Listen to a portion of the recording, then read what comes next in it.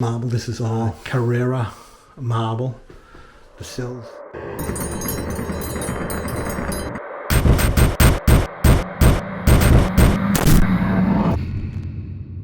Okay, so when you're installing marble tile, you can't use a snap cutter to cut anything. You have to cut everything on the wet saw. So every cut on here is on the wet saw because you just can't cut them on a snap cutter. So anyway, so these pieces, matching pieces that go around this tile here and this tile here were one piece, and I cut it. Same here, all the way down. See how the shades and the grains match. Same over here, all the way up and down. The shades and the grains match, and down here. So, like I showed before, I saved all the pieces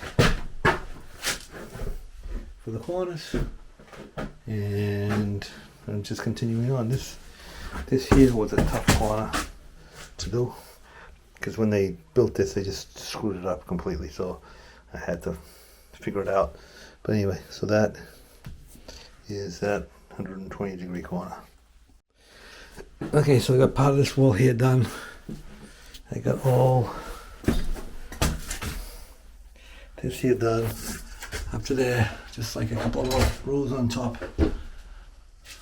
left, and all the corners, they all match. They're all folded everywhere, including over here. So the floor is done and the curb is done. So I just need to finish the top here and then move on to the floor. Okay, so all the wall tile is done.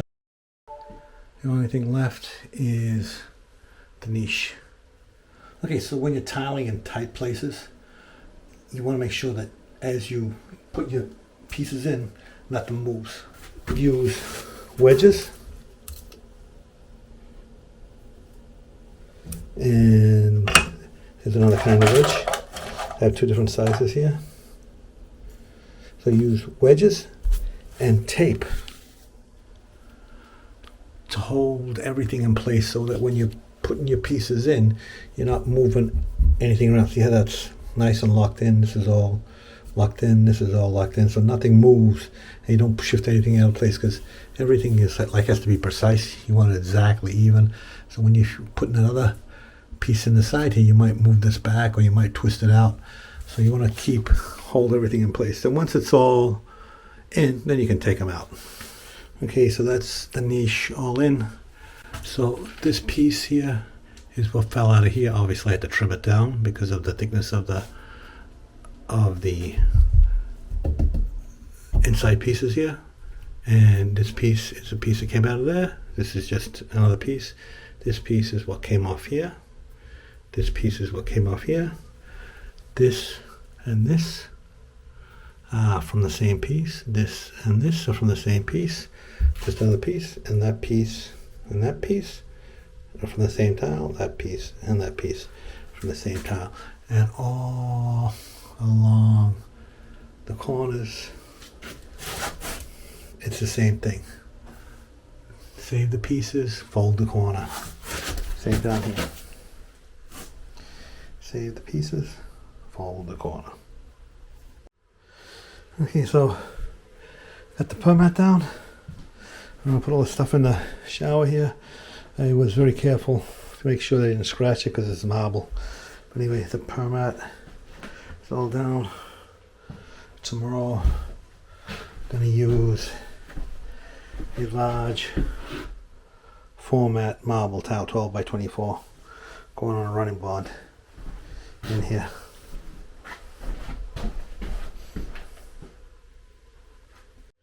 Okay, so I set as much of this 12 by 24 inch Carrara marble tile as I could. I worked myself into a corner there and couldn't go any further. Got the wet saw over here, couldn't go any further, so that's as much as I could do today. Tomorrow I'll move this wet saw onto the tile and continue the installation. Okay, so I'm continuing with this Carrera marble large format tile floor, and I'm kind of really limited with room here. Let me show you what I mean. So I did this part here, which is covered over here. I did it all. Actually, that was Friday, and I just cut that in, and these couple of tiles in, and my wet saw is like right here. So I'm gonna have to now move the wet saw to be able to continue down that way. So because I don't have any room to put my tile anywhere else, I can't put it in the garage. The garage is not heated. It's freezing outside. I'm in New England. I can't put it outside, and I can't put it in the house because I'm not going to mess up the house. This wet saw pretty good with containing water. I do have a containment tent for the wet saw, but it's too big to put anywhere that I might have some room. So I have to keep the wet saw in this bathroom here and move it around as I'm working. So that means I'm going to put these 3 tiles down, and then I'm going to move the wet saw onto here. I already have these cut in. I already have that cut in. Then I'm going to go as far as I can over there, and then I'm going to have to call it quits because the wet saw is going to be in my way and I can't move around. So that's just the reality of some tile jobs. Okay, so got this marble bathroom all done, and I'm sealing it, but let me just show you this bathroom, how it looks now with everything cleaned up. So I'm in the process of sealing all this marble. This is all Carrera marble, the sills, the walls, and the floor. And there's a basket weave on the floor. This is the drain grate that I'm going to put in there when I finish grouting. It just needs grout, so let me just show it to you. So basket weave floor, this corner, all nice neat lines, all nice neat lines, folded corners all the way around, folded corners, all folded corners.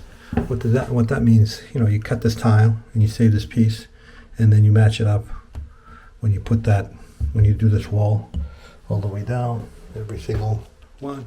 And even in the niche, this piece here is a drop off from there, this piece here is a drop off from there, etc., etc. And so you want to make sure all your lines match. The floor is 12 by 24, and so I've done sealing all this.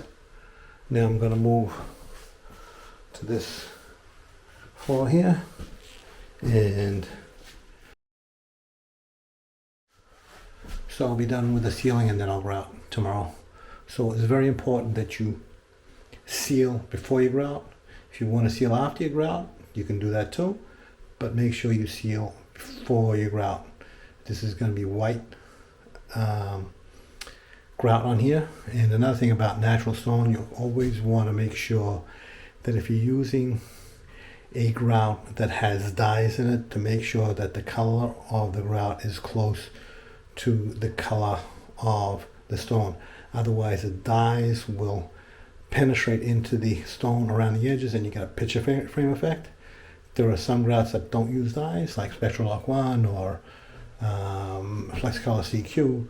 Those have the color in those grouts produced by the color of the sand, so those are okay to use a contrasting color. But just be very careful when you do grout.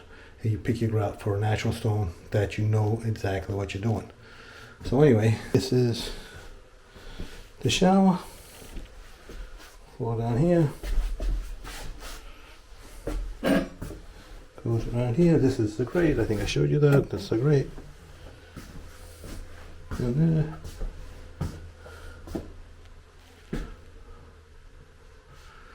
And over here. And the sills cross, up, down, and then up. Don't forget to like, subscribe, and hit that notification bell.